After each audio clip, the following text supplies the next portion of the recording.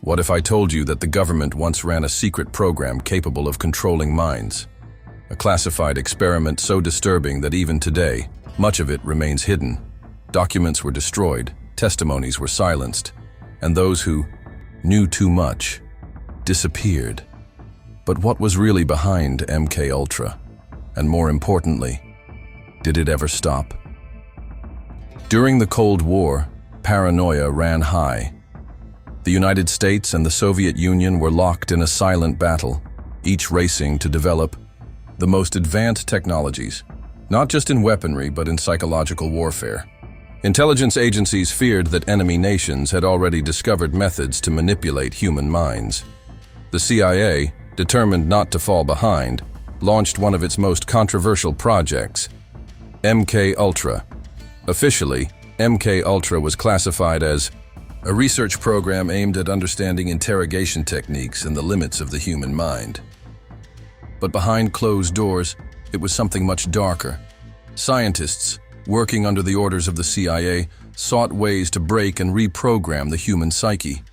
They believed that by using drugs, hypnosis, and extreme psychological pressure, they could erase memories, implant new thoughts, and even create unwilling assassins. The project officially began in 1953 under the supervision of Sidney Gottlieb, a chemist known as the Black Sorcerer of the CIA. With virtually unlimited funding and zero public oversight, Gottlieb and his team operated in complete secrecy. They recruited doctors, psychiatrists, and even Nazi scientists brought into the US under Operation Paperclip, a classified initiative that gave war criminals new identities in exchange for their knowledge. One of the most disturbing aspects of MKUltra was its disregard for ethics. Thousands of individuals, including US citizens, were subjected to experiments without their consent. Prisons, psychiatric hospitals, and even elite universities became testing grounds for mind-altering substances like LSD, often administered in dangerously high doses. Some subjects were left permanently damaged, their identities shattered beyond repair. For years, the program remained completely hidden from the public eye. Any traces of its existence were buried within classified government files. But then, in the 1970s, something unexpected happened, an event that would unravel the government's best-kept secret. A discovery so shocking that even the CIA couldn't keep it under wraps. And that's when everything changed. For nearly 2 decades, MKUltra operated in complete secrecy. The CIA ensured that no paper trail could expose its operations, hiding experiments under the guise of medical research. However, whispers of strange psychological tests and bizarre behavior among unwitting subjects began to surface. It wasn't until the early 1970s that the first pieces of evidence emerged, leading to one of the most disturbing revelations in American history. The breakthrough came in 1973 when CIA Director Richard Helms, sensing trouble, ordered the destruction of all MKUltra files. Thousands of documents were shredded, erased from history before they could ever be exposed. It was a calculated move. It's a desperate attempt to eliminate any trace of the horrors conducted under the program. But Helms made one critical mistake. Buried deep in government archives, a small cache of documents had been overlooked. Over 20,000 classified pages detailing secret mind control experiments were accidentally preserved. These files, later uncovered, through a Freedom of Information Act request, revealed chilling details about human testing, unethical drug trials, and psychological torture. One of the most shocking discoveries involved a man named Frank Olson, a government scientist who had been working on biological warfare projects. In 1953, Olson allegedly fell to his death from a New York City hotel window. The official report ruled it a suicide, but the newly uncovered files suggested otherwise. Before his death, Olson had grown increasingly disturbed by the horrific experiments he witnessed. Some believe he was silenced, eliminated because he knew too much. The documents also revealed experiments conducted in hospitals, prisons, and mental institutions where patients were unknowingly subjected to high doses of LSD and electroshock therapy. Some were kept in drug-induced comas for weeks, while others were subjected to sensory deprivation, their minds pushed to the brink of collapse. The goal? To see if the human psyche could be erased and rewritten. Despite the shocking revelations, much of MK Ultra's history remains a mystery. Many documents were permanently lost, and countless records were never kept in the first place. What we know today is only a fraction of the full story. But what if there are still secrets buried in classified archives? What if MK Ultra was only the beginning? With much of MK Ultra's history erased, researchers and conspiracy theorists have been left to piece together the truth. What they've uncovered raises terrifying questions, not just about the past, but about whether these experiments ever truly ended. One of the most persistent theories suggests that MK Ultra was far more successful than the government admits. Official reports claim the program was a failure, that mind control was never fully achieved. But skeptics argue otherwise. They point to declassified documents mentioning remote influence experiments, trials aimed at manipulating thoughts from a distance. Could the government have found a way to implant ideas into unsuspecting minds? Another chilling theory revolves around sleeper agents, individuals unknowingly programmed to carry out tasks upon hearing a trigger phrase. Some believe MK Ultra successfully created these Manchurian candidates and that they were used in high-profile assassinations. The case of Sirhan Sirhan, the man convicted of killing Robert F. Kennedy, fuels this speculation. Witnesses claimed he appeared to be in a trance during the assassination, and even today Sirhan insists he has no memory of pulling the trigger. There are also disturbing connections between MK Ultra and mass shootings. Some researchers suggest that certain attackers exhibited signs of mind control programming, blank stares, robotic behavior, and a history of psychiatric treatment with experimental drugs. Could they have been part of a hidden continuation of the project? And then, there's the theory that MK Ultra never truly ended. It simply evolved. Documents reveal that after the program was officially shut down in 1973, many of the scientists involved moved on to new classified projects.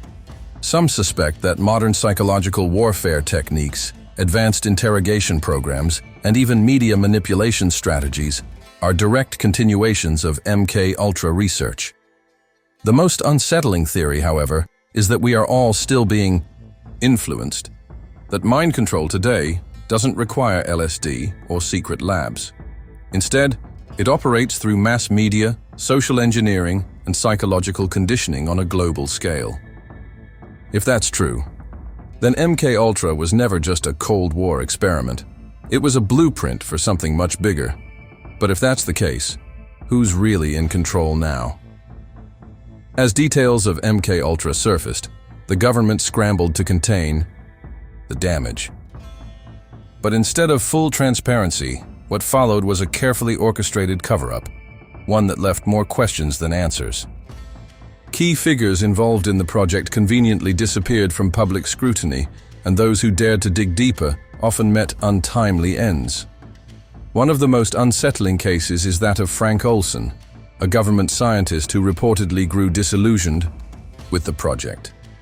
Days before he was scheduled to testify about MK Ultra's darkest experiments, he allegedly jumped from a New York hotel window. The official story? Suicide.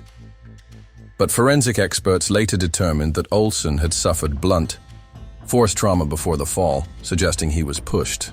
His family fought for decades to uncover the truth, but to this day, no one has been held accountable. Another red flag emerged when researchers traced funding for MK Ultra back to elite universities, pharmaceutical companies, and even international intelligence agencies. It wasn't just the CIA experimenting with mind control. There were hidden players behind the scenes, ensuring that the project remained operational long after it was publicly shut down. Documents reveal that the Rockefeller Foundation, known for its deep ties to government experiments, was among those financing these classified operations. There are also disturbing links between MK Ultra and Operation Paperclip, the secret program that brought former Nazi scientists to the US after World War II.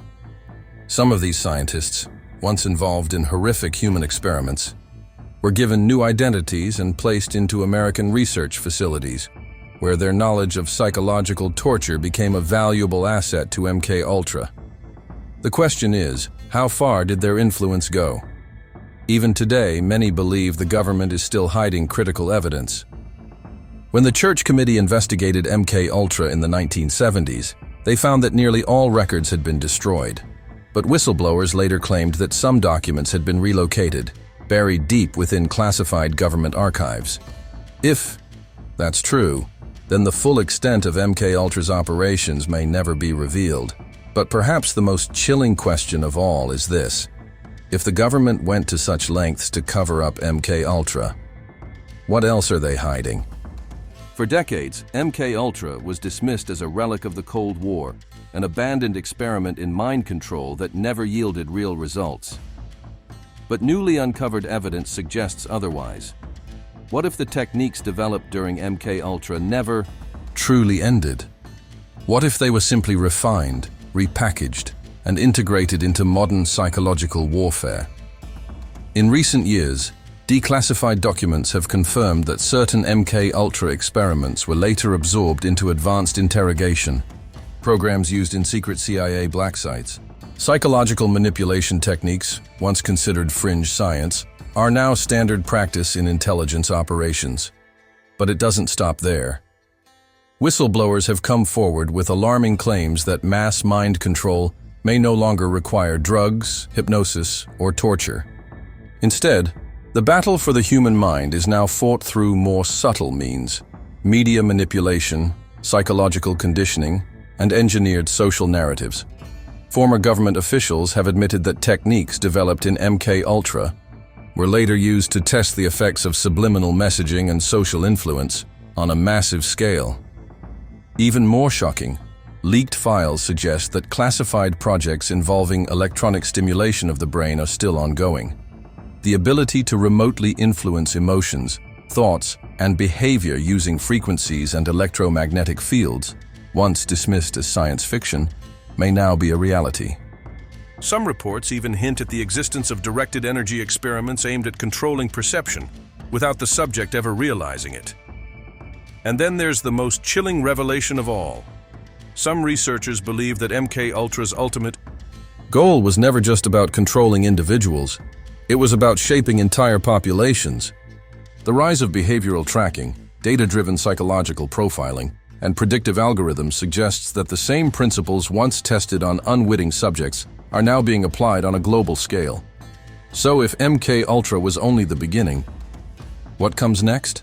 The truth about MKUltra remains buried beneath layers of secrecy, deception, and missing documents. What we know today is just a fraction of what was really happening behind closed doors.